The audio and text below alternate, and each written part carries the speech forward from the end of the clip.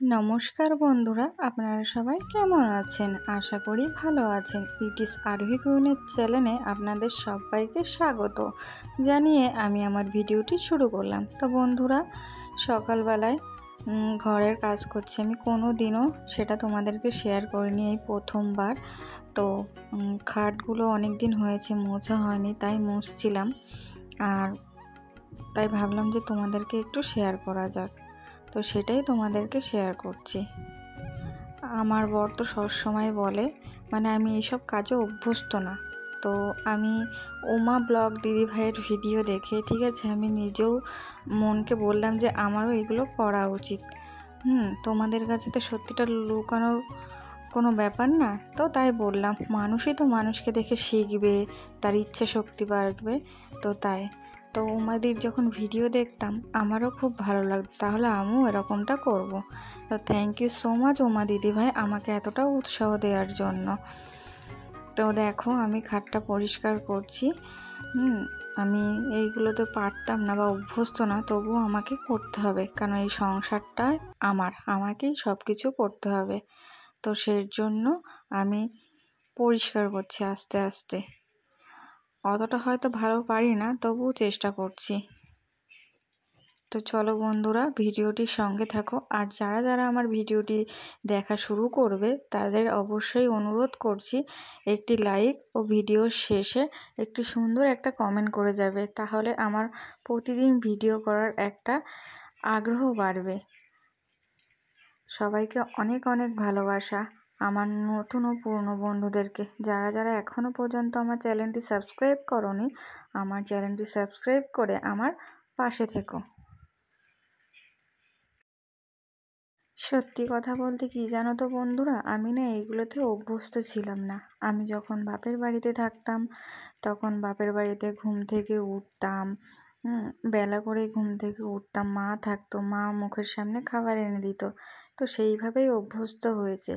আর এখন এই সংসার করার পরে যখন এগুলো করতে হয়, মানে সত্যি কথা বলতে অনেকটাই বিরক্তি লাগে। মনে হয় আগের জীবনটাই ভালো ছিল।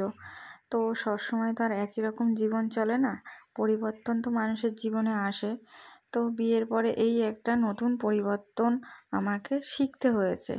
আমি এখনও অভ্যস্ত না, তবে আস্তে আস্তে নিজেকে মানিয়ে নিচ্ছি।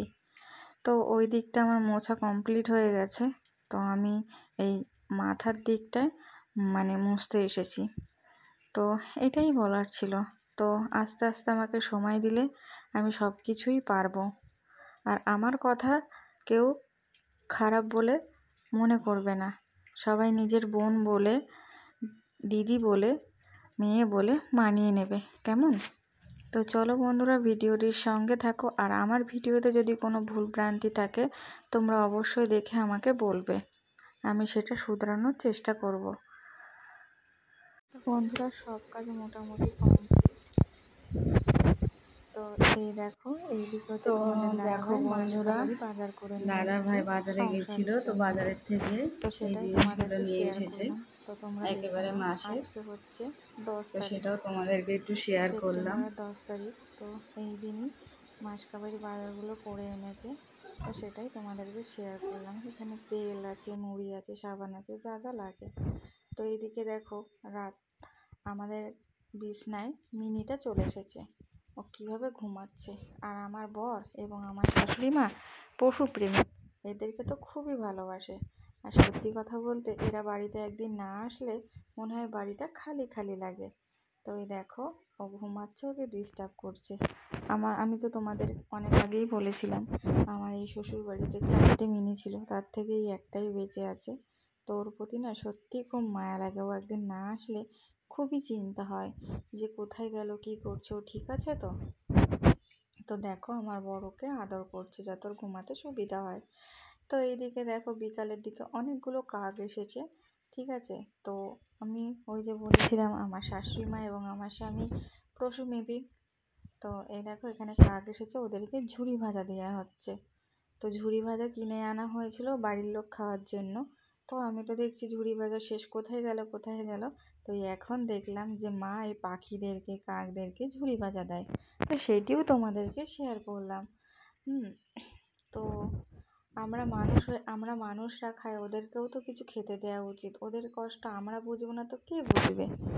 তো সেই জন্যই দেখো কি সুন্দরভাবে খাচ্ছিল। তো কেমন লাগলো কমেন্টে জানিও। আর এদিকে তো দুপুরের মেনু নিয়ে চলে আসলাম। এটা হচ্ছে কুমড়ো আলুর তরকারি, আর সাথে হচ্ছে ইলিশ মাছ সর্ষে দিয়ে, আর এদিকে হচ্ছে এটা বেলে মাছ, আলু পেঁয়াজ দিয়ে করেছে, আর এদিকে ভাত। তো দুপুরের খাওয়াটা আমার রেডি হয়ে গেছে। তো বন্ধুরা একেবারে চলে আসলাম রাতের দিকে। তো রাতে হচ্ছে আমার বর পরের দিনের জন্য পাস্তা নিয়ে যাবে, সেইটিই তোমাদেরকে শেয়ার করব যে পাস্তা আমি কিভাবে বানাই। তো পাস্তাটি সেদ্ধ করে নিয়েছি। তো তারপরে পাস্তা মশলা, পেঁয়াজ, লঙ্কা কুচি, একটু রসুন কুচি নিয়ে নিয়েছি, আর সাথে ডিমও নিয়ে নিয়েছি। তো বন্ধুরা আমি পাস্তাটা সেদ্ধ করার পরে কিছুক্ষণ গরম জলে চুবিয়ে রেখেছিলাম যাতে পাস্তাটা আর একটু মোটা হয়। এটা মনে হয় একটু অন্য ধরনের, কারণ অন্য পাস্তাগুলো তো জলে সেদ্ধ করার সঙ্গে সঙ্গেই মোটা হয়ে যায়। তো এটা আমি আবার রেখে দিয়েছিলাম। তো চলো আমার এই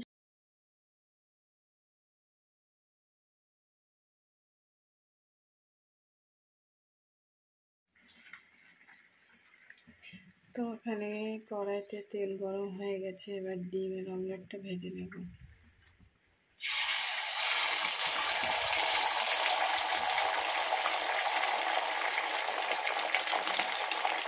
তো বন্ধুরা ডিমটি ভাজা হওয়ার পর আমি রসুন আর লঙ্কা কুচি দিয়ে দিলাম। এটা দিয়ে একটু নাড়াচাড়া করে নেব। তো তারপর পেঁয়াজ কুচিগুলোও দিয়ে দিলাম, একসাথে নাড়াচাড়া করে নিচ্ছি। তো পেঁয়াজটি একটু ভাজা হয়ে যাওয়ার পর এইটা পাস্তা মশলাটা দিয়ে দিচ্ছি। তো এইভাবে একটু নাড়িয়ে চাড়িয়ে নেব।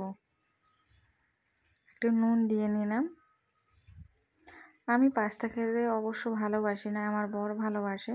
তো আমি পারি না, তবুও আমি এইভাবে বানানোর চেষ্টা করলাম। তো দেখো তোমরাও বানাবে বাড়িতে, ঠিক এইভাবে ভালো লাগবে। আর এই দেখো পাস্তাটা আমি দিয়ে দিয়েছি, কিছুক্ষণ রেখে দেব। তো এর মধ্যে আমি একটু সোয়া সস আর হচ্ছে টমেটো সস দিয়ে দেব, দিয়ে কিছুক্ষণ নাড়াচাড়া করে নামিয়ে নেব। খুব তাড়াতাড়ি তোমরা খুব অল্প সময়ে বানিয়ে নিতে পারবে পাস্তা। তো চলো বন্ধুরা ভিডিওটির সঙ্গে থাকো। তো বন্ধুরা ভেজে রাখা ডিমটি দিয়ে দিলাম, আমি একসাথে মিক্স ফ্রাই করে নেব। তো এরপরে আমি একটু সোয়া সস দিয়ে দিয়েছি। তো বন্ধুরা একা হাতে বুঝতেই পারছো, তোমাদের একটু হয়তো বুঝতে অসুবিধা হবে, তার জন্য আমি তোমাদেরকে বলে দিচ্ছি। তো সোয়া সসটা অল্প দিয়েছিলাম, আর এইদিকে দেখো সস দিয়ে দিয়েছি। আমার বড়ি বলেছিল যে ওর মধ্যে সস দিয়ে করবে। তো যাই হোক সসটি দিয়ে আমি ভালো করে আবার একটু নেড়ে চেড়ে নিচ্ছি। তো হালকা লাল লাল হয়ে আমি পাস্তাটি আমার রেডি, আর আমি সার্ভ করে নেব। আমার পাস্তার রেসিপিটি তোমাদের কেমন লাগলো অবশ্যই কমেন্টে জানাবে কিন্তু বন্ধুরা। আর তোমরাও বাড়িতে এরকম ঠিক কম উপকরণে বানিয়ে নেবে, তাহলে খুব দারুণ খেতে লাগবে। আমার তো বেশ ভালো লেগেছে, তোমাদের কেমন লাগবে অবশ্যই কমেন্টে জানিও। আর এর মধ্যে আরও অনেক কিছুই দেয়, ঠিক আছে, অনেক সবজি দেয়, সেই সবজিগুলো আমার ঘরে ছিল না। আমি খুব সিম্পলভাবে বানিয়েছি, ঘরে থাকা উপকরণ দিয়েই বানিয়েছি। তো দেখো বন্ধুরা পাস্তা রেডি, আর এই যে আমি থালায় ঢেলে নিয়েছি। তো তোমরাই কমেন্টে জানিও পাস্তাটি কেমন হয়েছে। আমি তো পাস্তা এইভাবে বানাই, তোমরা কেমনভাবে বানাও আমাকে অবশ্যই কমেন্টে জানিও। আর আমার পাস্তার রেসিপিটি তোমাদের ভালো লাগলে অবশ্যই লাইক ও কমেন্ট করে আমাকে জানাতে কিন্তু ভুলবে না বন্ধুরা। তো চলো বন্ধুরা তোমরাও বাড়িতে আমার মতন ঝটপট কম উপকরণ দিয়ে বাড়িতে পাস্তা বানিয়ে নেবে। তো আমি আমার ভিডিওটি এখানে শেষ করলাম, তোমরা সবাই ভালো থেকো।